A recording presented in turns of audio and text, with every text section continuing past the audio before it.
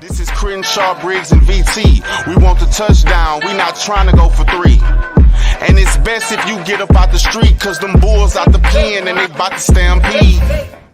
So I was a, tape grinder, or whatever term we used, for a long time. And then I started looking more and more at how to be better and more efficient. So I got deeper and deeper into looking also at the numbers, particularly production analytics.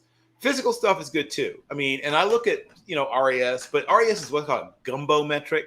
It throws everything in the pot. So because of that, it gets skewed sometimes. A guy can be fantastic across the board, and that's one really bad thing, and it drops him, or the other way around. Guy's kind of meh, and then he has incredibly long arms, or has a 45-inch vertical, and now he looks like he's good across the board, right? Because it doesn't disaggregate. It throws everything in the pot.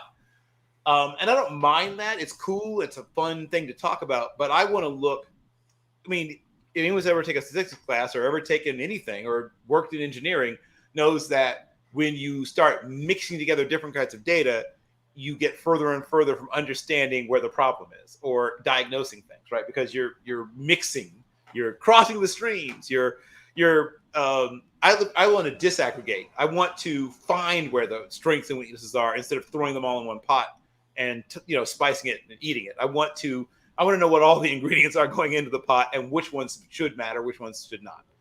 And RAS takes that away from you. I love Kent. I'm a big fan of Kent Lee-Platt. I think that Kent Lee-Platt should be revered for what he's done.